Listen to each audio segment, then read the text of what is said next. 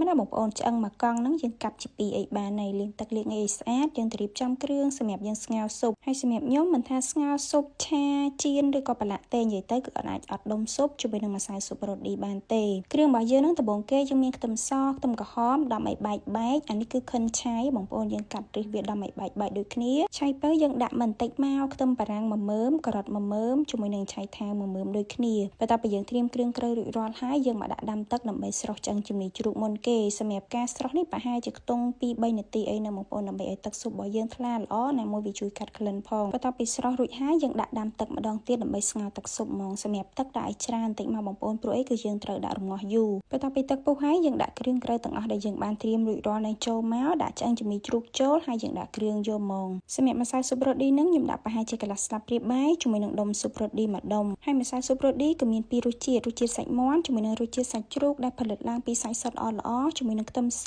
និងម្រេចដែលធ្វើឲ្យមុខម្ហូបរបស់យើងមានក្លិនឈ្ងុយហើយរសជាតិហ្នឹងគឺកាន់តែឆ្ងាញ់ហើយសម្រាប់ទំហំវិញគឺមាន4ខ្នាតមាន650ក្រាម400ក្រាម165ក្រាមនិង17ក្រាមបន្ទាប់ពីដាក់ដុំស៊ុបរ៉ូឌីហើយខ្ញុំបន្ថែមទឹកត្រី1ស្លាបព្រាបាយប្រេងខ្យង1ស្លាបព្រាបាយហើយនិងស្ករសចំនួន2ស្លាបព្រាកាហ្វេសម្រាប់ការស្ងោរនេះយើងអត់ដាក់គ្រឿងក្រូចច្រើនទេណាបងប្អូនដាក់បន្តិចបានហើយព្រោះអីយើងរងាស់យូរដែរការរងាស់ហ្នឹងគឺខ្ញុំអត់គ្រប់គម្របទេហើយគ្រឿងផ្សំដែលសំខាន់មួយទៀតគឺជាម្ទេសខៀវបងប្អូនឬក៏ហៅថាម្ទេសអាចសាត់នឹងសម្រាប់ម្ទេសនេះបងប្អូនដាក់តិចច្រើនតាមចំណង់ចំណូលចិត្តទេគ្រាន់តែថាយើងបុកឲ្យនៅរាងមូលបែកតិចបានហើយបងប្អូនកុំឲ្យបែកខ្លាំងពេកបន្តមកទៀតយើងមានជាជីខិនឆាយបងប្អូនអានេះយើងយកឫសវាទៅដាក់ស្ងោរនៅសល់ស្លឹកយើងហាន់វាឲ្យល្អិតអញ្ចឹងមែវសម្រាប់ឆ្អឹងជំនីជ្រូកគឺរងាស់ឲ្យផុយមែនតើណាបងប្អូននិយាយទៅផុយតតែលេះអញ្ចឹងសម្រាប់ការរងាស់អាចខ្ទង់1ម៉ោងឬក៏1ម៉ោងជាង2ម៉ោងនិយាយទៅកាន់តែផុយគឺកាន់តែឆ្ងាញ់ហើយក្នុងកំឡុងពេលរងាស់ហ្នឹងបើសិនជាឃើញវារីងទឹកអស់អីអញ្ចឹងទៅបងប្អូនយើងថែមទឹកបន្តិចបដា